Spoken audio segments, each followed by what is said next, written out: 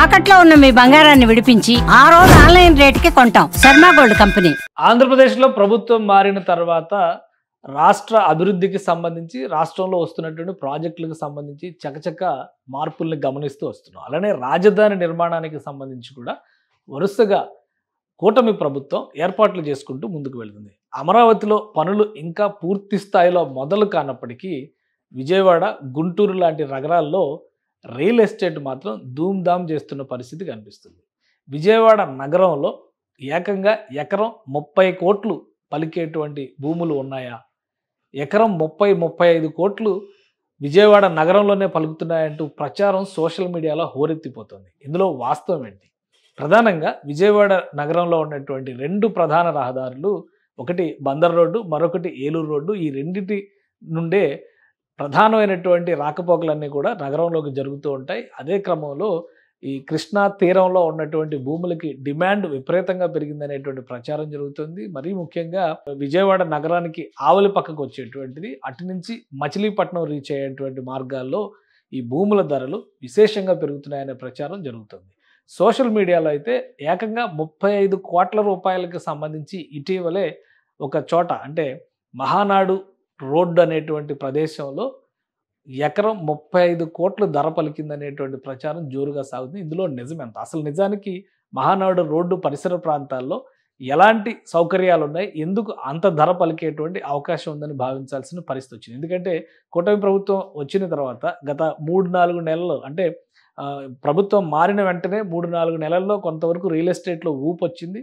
కానీ ఈ 3-4 నెలలు పరిశీలించి చూస్తే కనుక అమరావతి పనులు, మరోవైపు ఇతర నిర్మాణాలను కూడా రాష్ట్ర ప్రభుత్వం ముందుకు తీసుకెళ్లే ప్రయత్నం చేయడం, కొత్త కొత్త ప్రాజెక్టులు తీసుకొస్తుండడంతో రియల్ ఎస్టేట్లో ఒక జోష్తో కూడినటువంటి వాతావరణం ఏర్పడింది. అదే క్రమంలో విజయవాడ నగరానికి ఆనుకుని ఉన్నటువంటి మహానాడు రోడ్డు ప్రాంతంలో వారం రోజుల క్రితం ఎకరం 27 కోట్ల రూపాయలకి సేల్ అయినట్టుగా ప్రచారం జరిగింది. ఇప్పుడు తాజాగా 35 కోట్ల రూపాయలకి సేల్ అయినట్టుగా ప్రచారం జరుగుతుంది. అసలు ఈ మహానాడు రోడ్డు ఏంటి, దాని పరిసర ప్రాంతాలు ఏంటి, ఒకసారి పరిశీలించేటువంటి ప్రయత్నం చేద్దాం. విజయవాడ నగరంతో టచ్ ఉన్న వాళ్ళందరికీ కూడా మహానాడు రోడ్డు గురించి ఎంతో కొంత అవగాహన ఉంటుంది. ప్రధానంగా విజయవాడకి ఆటో నగర్, అంటే ఆటోమొబైల్ ఇండస్ట్రీకి గుండెకాయ లాంటి ఆటో నగర్కి అతి సమీపంలో ఉండేటువంటి రహదారే ఈ మహానాడు రోడ్డు. ఈ మహానాడు రోడ్డుకి గతంలో ఒకసారి మనం ఈ మ్యాప్లో చూస్తే కనుక చాలా క్లియర్గా అర్థమయ్యేటువంటి పాయింట్స్ ఇందులో. మహానాడు రోడ్డు అని చూపిస్తున్నటువంటి ప్రదేశం పూర్తిగా జనసమ్మర్దం, అంటే పట్టణ వాతావరణంతో, పూర్తిగా నగర వాతావరణంతో ఉన్నటువంటి ప్రదేశం ఇది. ఈ ప్రదేశానికి రాకపోకల పరంగా చూసినా, అలానే ఇక్కడ జరుగుతున్నటువంటి ఇతర నిర్మాణాలు, ఇతర యాక్టివిటీస్ పరంగా చూసినా కానీ ఇది విజయవాడ నగరానికి ఒక ముఖ్యమైనటువంటి శివారు ప్రాంతంగా మనం చూడాల్సి ఉంటుంది. ఈ మధ్య కాలంలో గన్నవరం ఎయిర్పోర్ట్కి రాకపోకలు సాగించేటువంటి క్రమంలో కూడా ఇది చాలా ముఖ్యమైనటువంటి మార్గం అవుతుంది. ఇక్కడ చూస్తే ఇక్కడ మీకు క్లియర్గా కనిపిస్తుంది మహానాడు రోడ్డు అనేటువంటి పాయింట్తో పాటు విజయవాడ నగరం మొత్తాన్ని మనం ఒకసారి మ్యాప్ జూమ్అవుట్ చేసి చూస్తే కనుక విజయవాడ నగరం మొత్తం కలిసి వచ్చేది ఈ ప్రాంతంలోనే వస్తుంది. ఈ ప్రాంతంలో పూర్తి స్థాయిలో చూస్తే ఈ పరిధిలో మొత్తాన్ని విజయవాడ నగరంగా మనం చూస్తాము. ఇప్పటికే ఇది విజయవాడ దుర్గగుడి ఆ జంక్షన్ మేజర్ కోర్ ఏరియా ఏదైతే ఉందో అది ఇలా వచ్చేటువంటి క్రమంలో రామవరపాడు దాటిన తర్వాత గన్నవరం ఎయిర్పోర్టు ఈ పరిసర ప్రాంతాల్లో వస్తుంది. అంటే ఇది మొత్తం కూడా బందర్ రోడ్డుగా చెప్పేటువంటి ప్రదేశం. అలాగే అంటే ఇటువైపు నుంచి చూస్తే ఇది ఏలూరు రోడ్డుకు కలిసేటువంటి ప్రదేశం.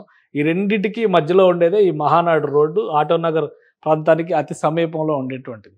ఇక్కడ 2 రకాల ఆక్షన్స్ జరిగినాయి, అంటే కొనుగోళ్లు జరిగినాయి. గత వారం 10 రోజుల క్రితం ఎకరం 27 కోట్ల రూపాయల ధర పలికింది అనేది ఒక సమాచారం. ఎకరం 27 కోట్లు అంటే హైదరాబాద్ నగరంలో ఉన్నటువంటి కీలకమైన ప్రదేశాలు, కోకాపేట లాంటి ప్రాంతాల్లో ఎంత రేటు ఉందో ఒకసారి అంచనా వేయచ్చు. అలానే ఇప్పుడు తాజాగా జరిగినటువంటి విక్రయంలో 35 కోట్ల రూపాయలకి కొనుగోళ్లు జరిగినాయి అని చెప్పారంటే ఎకరం అంత ధర పెట్టి కొన్నప్పుడు ఆ ప్రాంతాల్లో ఎలాంటి నిర్మాణాలు జరుగుతాయి, ఏ విధంగా వాటిని వినియోగించే అవకాశం ఉంటుంది అనేటువంటి చర్చ కూడా విస్తృతంగా జరుగుతుంది. అలానే ఈ ప్రదేశాన్ని ఒకసారి మనం పరిశీలించి చూస్తే కనుక వాస్తవానికి మహానాడు రోడ్డుకు సంబంధించినటువంటి ప్రాంతం పూర్తిగా ఆటోమొబైల్ ఇండస్ట్రీకి అనుసంధానించి ఉన్నటువంటి ప్రదేశం కాబట్టి ఇది 360 గూగుల్ 360లో చూస్తే కూడా మనకు అర్థమవుతుంది ఈ ప్రాంతంలో ఉన్నటువంటి డెవలప్మెంట్. అంటే ఇది పాత చిత్రాలు కావచ్చు, 1-2 సంవత్సరాల క్రితం తీసినవి అయ్యి ఉండొచ్చు. మొత్తం అంతా కూడా ఈ ఇండస్ట్రీకి సంబంధించినటువంటి వాతావరణంతో అన్నీ కూడా లారీలు కనిపిస్తున్నటువంటి ప్రదేశం. అయితే అనూహ్యంగా కొన్ని ప్రాంతాల్లో రియల్ ఎస్టేట్ రంగం ఊపందుకున్నటువంటి పరిస్థితి ఉంది. ఇక్కడ ఈ ప్రదేశంలో కొన్ని నిర్మాణాలు కూడా చాలా ఆసక్తికరమైనటువంటి నిర్మాణాలు జరుగుతూ ఉన్నాయి. ఇటీవల విజయవాడలో టాలెస్ట్ పాయింట్గా చెప్తున్నటువంటి బిల్డింగ్లు కూడా ఇక్కడ నిర్మాణం జరిగింది. ఇక ట్రాఫిక్ పరంగా చూసినా కానీ ఈ ప్రదేశాన్ని ఒకసారి మనం ఓవరాల్ లుక్ చేస్తే కనుక ఇది చాలా కీలకమైనటువంటి జంక్షన్ అయ్యేటువంటి ప్రాంతం. ఇటువైపు నుంచి చూస్తే కృష్ణానది బెంజ్ సర్కిల్ నుంచి వచ్చేటువంటి రహదారి ఇది.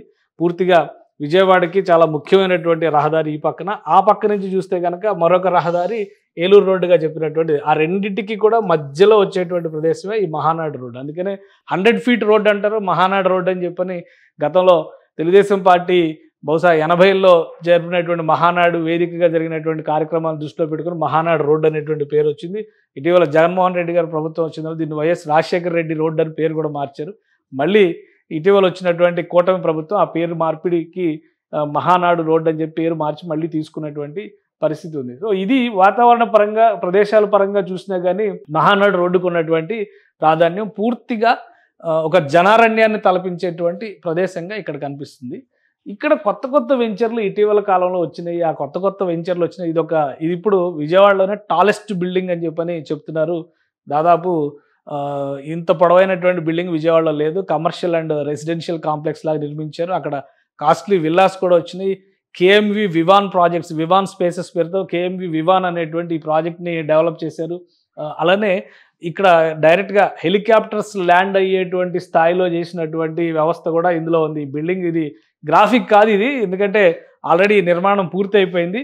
ఇలాంటి బిల్డింగ్స్ వచ్చిన తర్వాతనే మహానాడు రోడ్డులో డిమాండ్ విపరీతంగా పెరిగింది. అటువైపు ఇటు నిడమానూరు నుంచి అటు ఎనికేపాడు వైపు వరకు కూడా ఉన్నటువంటి ప్రాంతాల్లో పెద్ద ఎత్తున నిర్మాణాలు వచ్చేటువంటి అవకాశాలు కనిపిస్తున్నాయి.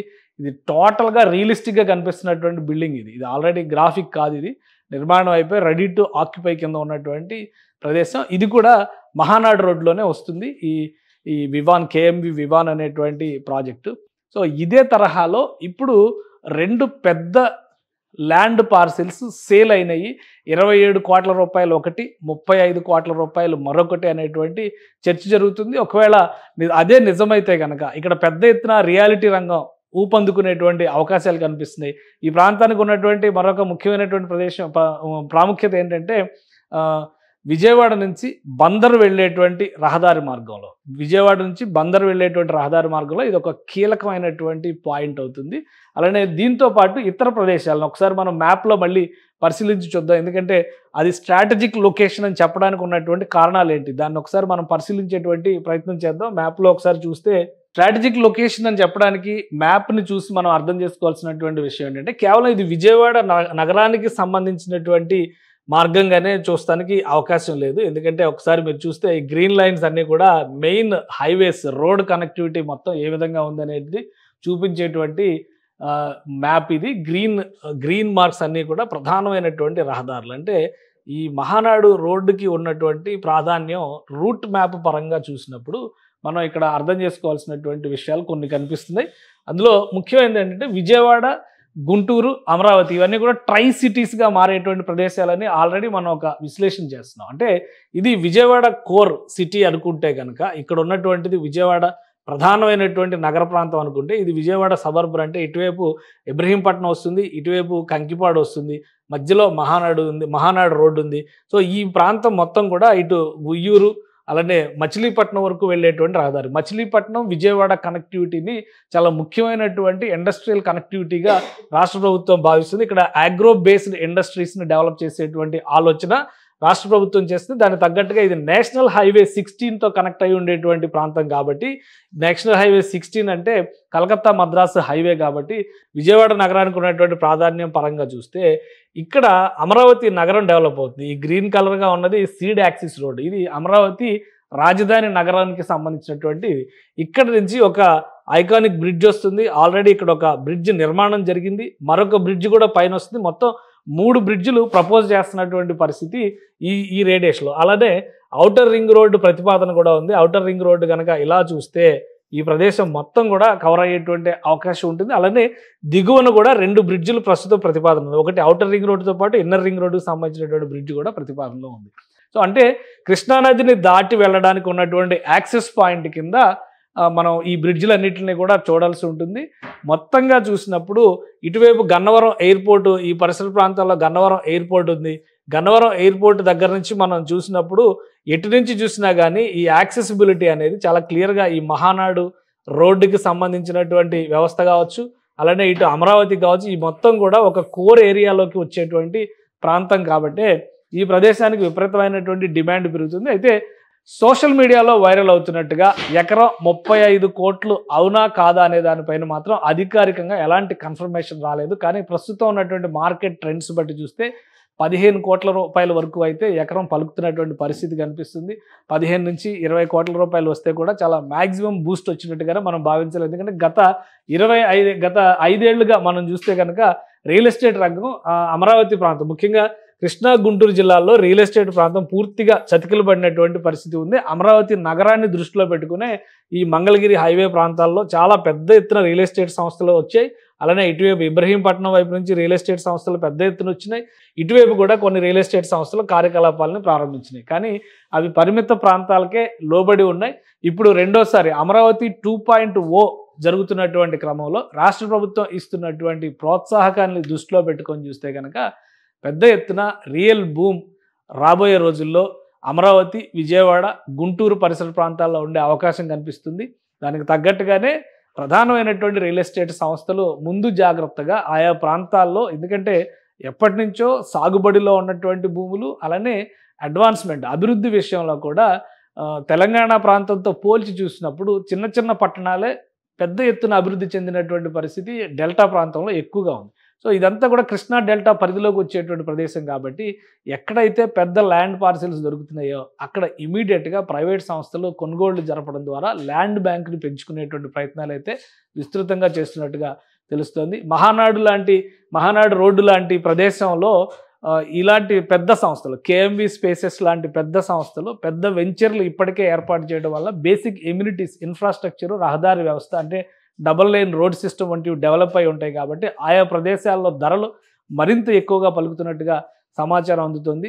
సో రాష్ట్ర ప్రభుత్వం ఈ అమరావతికి సంబంధించినటువంటి కార్యకలాపాలని మరింత వేగవంతం చేస్తే రాబోయే రోజుల్లో కృష్ణా, గుంటూరు జిల్లాల మధ్యలో, ముఖ్యంగా ఈ ఉమ్మడి కృష్ణా, గుంటూరు జిల్లాల పరిధిలో పెద్ద ఎత్తున రియల్ బూమ్ పెరిగేటువంటి అవకాశం అయితే స్పష్టంగా కనిపిస్తుంది. సుమన్ టీవీలో మీ పర్సనల్ అండ్ బిజినెస్ ప్రమోషన్స్ కోసం కింది నెంబర్కి కాంటాక్ట్ చేయండి.